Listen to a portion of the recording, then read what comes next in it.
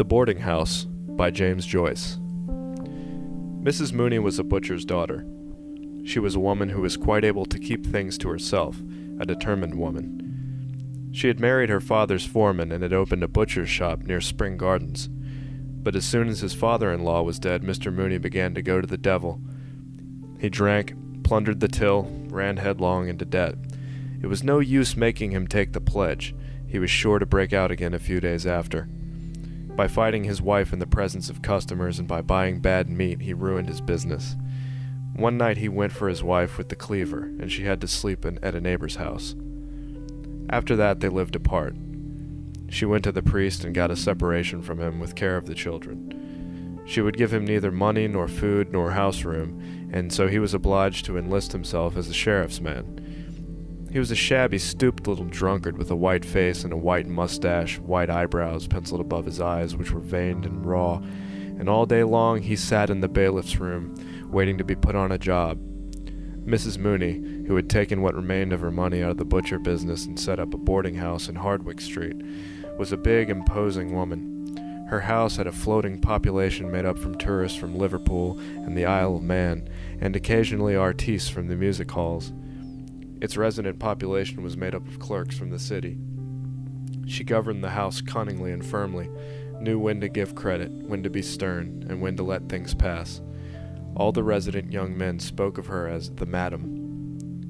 Mrs. Mooney's young men paid 15 shillings a week for board and lodgings, beer or stout at dinner excluded. They shared in common tastes and occupations, and for this reason they were very chummy with one another. They discussed with one another the chances of favorites and outsiders.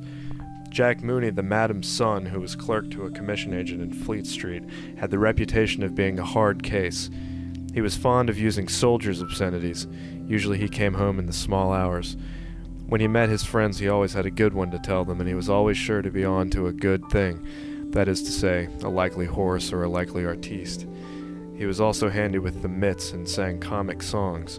On Sunday nights there would often be a reunion in Mrs. Mooney's front drawing room. The music hall artistes would oblige, and Sheridan played waltzes and polkas and vamped accompaniments. Polly Mooney, the madam's daughter, would also sing. She sang, "I'm a naughty girl, you needn't sham, you know I am." Polly was a slim girl of 19. She had light soft hair and a small, full mouth. Her eyes, which were gray with a shade of green through them, had a habit of glancing upwards when she spoke with anyone, which made her look like a little perverse Madonna. Mrs. Mooney had first sent her daughter to be a typist in a corn factor's office, but, as a disreputable sheriff's man used to come every other day to the office asking to be allowed to say a word to his daughter, she had taken her daughter home again and set her to do housework. As Polly was very lively, the intention was to give her the run of the young men. Besides, young men like to feel there is a woman not very far away. Polly, of course, flirted with the young men, but Mrs. Mooney, who was a shrewd judge, knew that the young men were only passing the time away. None of them meant business. Things went on so for a long time, and Mrs. Mooney began to think of sending Polly back to typewriting when she noticed that something was going on between Polly and one of the young men. She watched the pair and kept her own counsel. Polly knew that she was being watched, but still, her mother's persistent silence could not be misunderstood. There had been no open complicity between mother and daughter, no open understanding, but though people in the house began to talk of the affair, still Mrs. Mooney did not intervene. Polly began to grow a little strange in her manner, and the young man was evidently perturbed. At last, when she judged it to be the right moment, Mrs. Mooney intervened. She dealt with more moral problems as a cleaver deals with meat, and in this case she had made up her mind. It was a bright Sunday morning of early summer, promising heat, but with a fresh breeze blowing. All the windows of the boarding house were open, and the lace curtains ballooned gently towards the street beneath the raised sashes. The belfry of George's church sent out constant peals, and worshippers, singly or in groups, traversed the little circus before the church, revealing their purpose by their self-contained demeanor no less than by the little volumes in their gloved hands. Breakfast was over in the boarding house, and the table of the breakfast room was covered with plates on which lay yellow streaks of eggs with morsels of bacon fat and bacon rind. Mrs. Mooney sat in the straw armchair and watched the servant Mary remove the breakfast things. She made Mary collect the crusts and pieces of broken bread to help make Tuesday's bread pudding. When the table was cleared, the broken bread collected, the sugar and butter safe under lock and key, she began to reconstruct the interview which she had had the night before with Polly. Things were as she had suspected. She had been frank in her questions, and Polly had been frank in her answers. Both had been somewhat awkward, of course. She had been made awkward by her not wishing to receive the news in too cavalier a fashion, or to have seemed to have connived, and Polly had been made awkward not merely because allusions of that kind always made her awkward, but also because she did not wish it to be thought that in her wise innocence she had divined the intention behind her mother's tolerance. Mrs. Mooney glanced instinctively at the little gilt clock on the mantelpiece as soon as she had become aware through her reverie that the bells of George's church had stopped ringing. It was 17 minutes past 11. She would have plenty of time to have the matter out with Mr. Durand, and then catch short 12 at Marlborough Street. She was sure she would win. To begin with, she had all the weight of social opinion on her side. She was an outraged mother. She had allowed him to live beneath her roof, assuming he was a man of honor, and he had simply abused her hospitality. He was 34 or 35 years of age, so that youth could not be pleaded as his excuse, nor could ignorance be his excuse, since he was a man who had seen something of the world. He had simply taken advantage of Polly's youth and inexperience. That was evident. The question was, what reparation would he make? There must be reparation made in such case. It is all very well for the man. He can go his ways as if nothing has happened, having had his moment of pleasure, but the girl has to bear the brunt. Some mothers would be content to patch up such an affair for a sum of money. She had known cases of it. But she would not do so. For her, only one reparation could make up for the loss of her daughter's honor: marriage. She counted all her cards again before sending Mary up to Durand's room to say that she wished to speak with him. She felt sure she would win. He was a serious young man, not rakish or loud-voiced like the others. If it had been Mr. Sheridan or Mr. Meade or Bantam Lyons, her task would have been much harder. She did not think he would face publicity.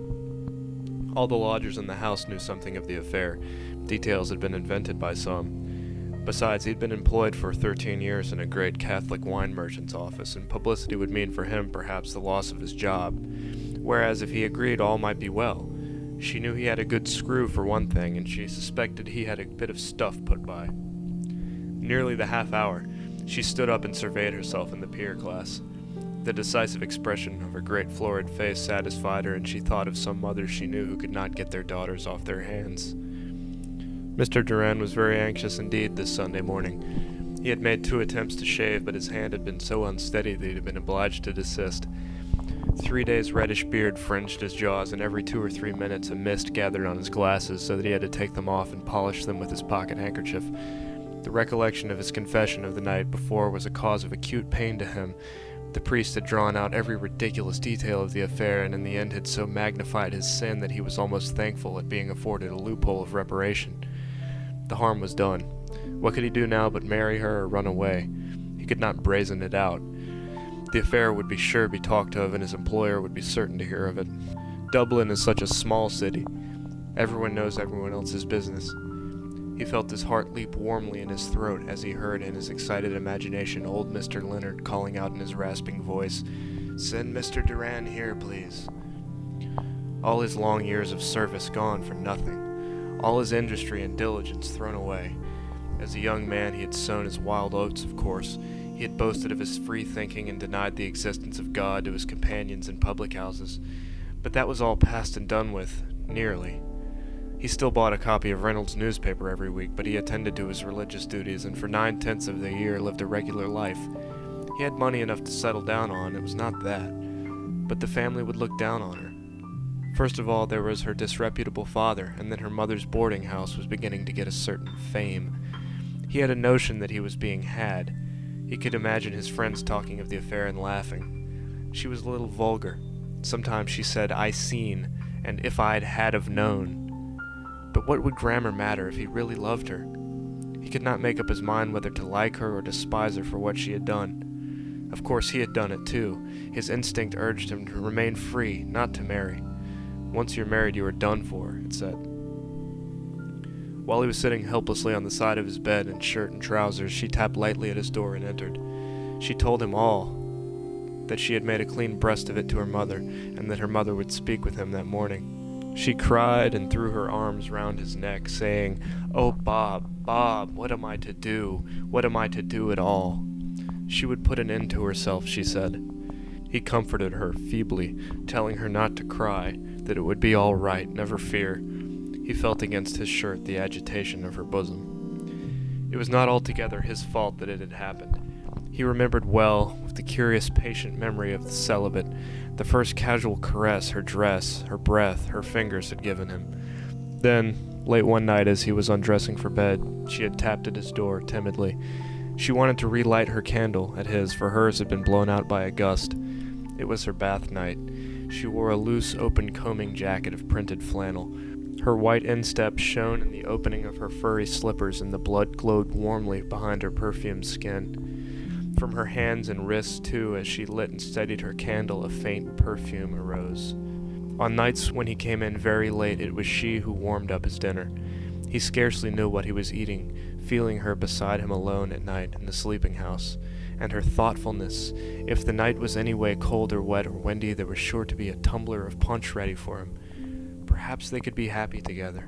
They used to go upstairs together on tiptoe, each with a candle, and on the third landing exchange reluctant good nights. They used to kiss. He remembered well her eyes, the touch of her hand, and his delirium. But delirium passes. He echoed her phrase, applying it to himself. What am I to do? The instinct of the celibate warned him to hold back, but the sin was there. Even his sense of honor told him that reparation must be made for such a sin. While he was sitting with her on the side of the bed, Mary came to the door and said that the missus wanted to see him in the parlor. He stood up to put on his coat and waistcoat, more helpless than ever.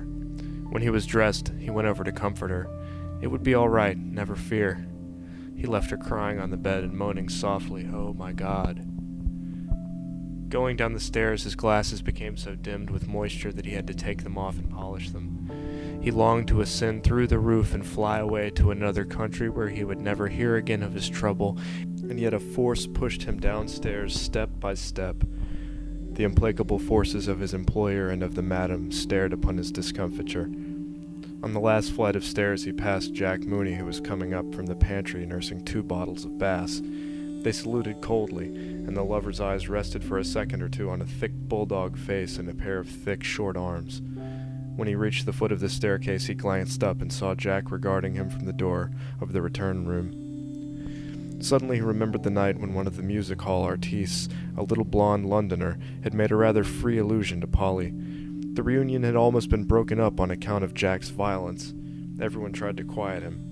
The music hall artiste, a little paler than usual, kept smiling and saying there was no harm meant, but Jack kept shouting at him that if any fellow tried that sort of a game on with his sister, he'd bloody well put his teeth down his throat, so he would.